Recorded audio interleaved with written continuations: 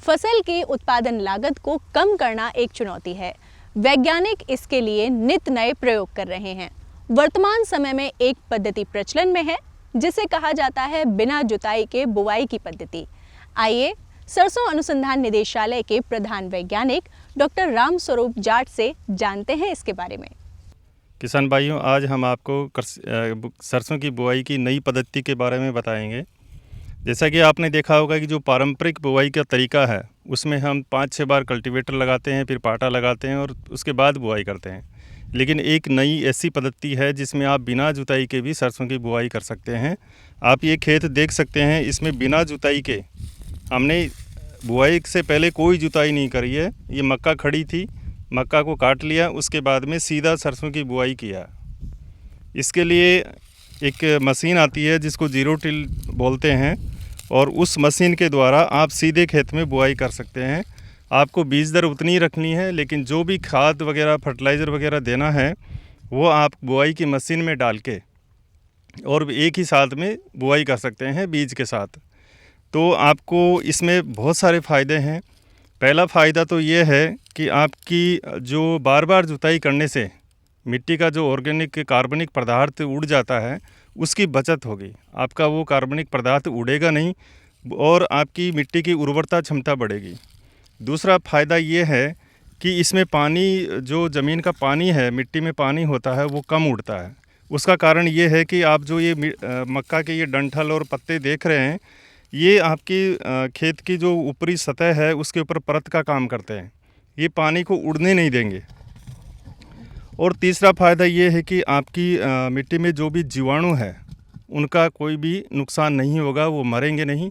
और धीरे धीरे, जैसे हमने हमारे प्रयोगों में पाया है कि केंचुआ, जो किसान का मित्र भी कहते हैं जिसको, धीरे धीरे उसकी जनसंख्या बढ़ती है और हमारे जो भी ऑर्गेनिक पदार्थ है उनको सड़ा गला के वो पौधों को पोषक तत्व उपलब्ध करवाते हैं।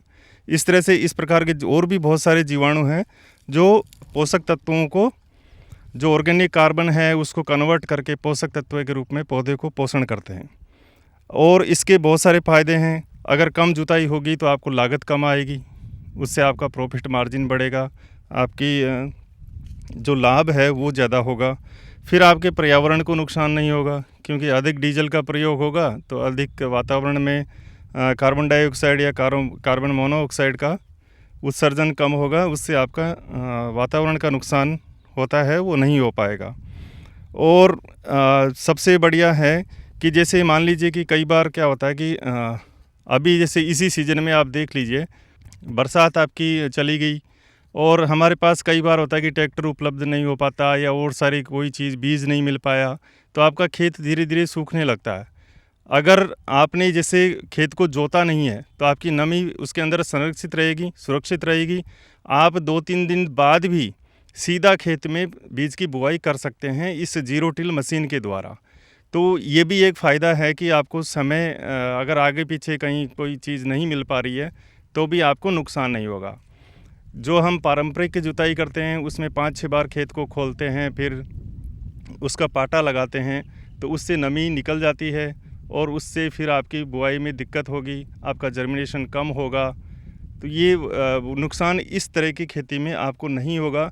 और धीरे धीरे वर्ष दर वर्ष, प्रति वर्ष आपकी ज़मीन की उत्पादक क्षमता बढ़ती जाएगी, उसकी उर्वरता क्षमता बढ़ती जाएगी। तो आपको धीरे धीरे फिर कम फर्टिलाइज़र बाहर से जो हम डालते हैं उनकी कम ज़रूरत पड़ेगी। तो इस तरह से ये कुल मिला के बहुत ही फ़ायदेमंद चीज़ है। और अभी प्रचलन में है, जैसे हम हरियाणा, पंजाब में गेहूं और धान की बात करें तो उनमें बहुत सारा एरिया अभी इस तरह की पद्धति के द्वारा बुआई किया जाता है। ये सरसों में नया अनुसंधान है और सरसों वाले किसानों को ये विशेष तौर से ध्यान देना चाहिए। और इसकी पैदावार में भी कोई फ़र्क नहीं पड़ता, बल्कि पैदावार बढ़ती है। अगर हम जीरो टिलेज से इस तरह से सोइंग करते हैं तो पैदावार बढ़ती है। ये हमारे अनुसंधान द्वारा प्राप्त हुआ है, इसके परिणाम हैं। तो इस तरह से आप बुआई कर सकते हैं। और दूसरा ये है कि जो ये डंठल आपको दिख रहे हैं, ये ऐसे डंठल नहीं है, ये धीरे धीरे अपने आप सड़ जाएंगे ज़मीन के अंदर और ये खाद का काम करेंगे। इसी तरह ये तो मक्का की फसल है, आप दूसरी फसल भी ले सकते हैं। जैसे बाजरा की फसल आपने ली है या तिल की फसल ली है, तो उसको भी इतनी ऊंचाई से 1.5 से 2 फीट ऊंचाई से आप काट दो और बाकी डंठल को ज़मीन में रहने दो। ना जड़ें उखाड़ो, ना डंठल को उखाड़ो, किसी को मत उखाड़ो, ऐसा कैसे रहने दो और उसके अंदर सीधी बुआई कर दो। तो बड़े ही फ़ायदेमंद चीज़ है। किसान भाइयों से मैं गुजारिश करूंगा कि वो इस पद्धति को अपनाएं और अच्छा लाभ लें। किसान भाइयों, जैसे आप ये देख रहे हैं, ये पलेवा किया हुआ खेत है और अब आपको ध्यान रखने की बात है कि इसकी जुताई कब करें। जब उचित नमी अवस्था हो तब इसको कल्टीवेटर से जोत के पाटा लगा के और छोड़ दीजिए, और जब बिल्कुल ऐसे भुरभुरी अवस्था हो तो आपको बुआई करनी है। बुआई के लिए ध्यान रखें कि खेत में नमी की उचित मात्रा होनी चाहिए। ये तो पहला चीज़ है। दूसरी चीज़ है कि आपके वातावरण का तापमान कितना है। ये बहुत ही बड़ी फैक्टर है। जैसे आजकल आप देख रहे हैं कि तापमान है वो 37, 38, 39 डिग्री सेंटीग्रेड तक है। इतने टेम्परेचर पर आप बुआई ना करें, क्योंकि अगर ऐसी कंडीशन में इतने ज़्यादा टेम्परेचर पर, तापमान पर आप बुआई करेंगे तो आपका जर्मिनेशन नहीं होगा और आपका नुकसान होगा, आपको दोबारा खेत बोना पड़ेगा।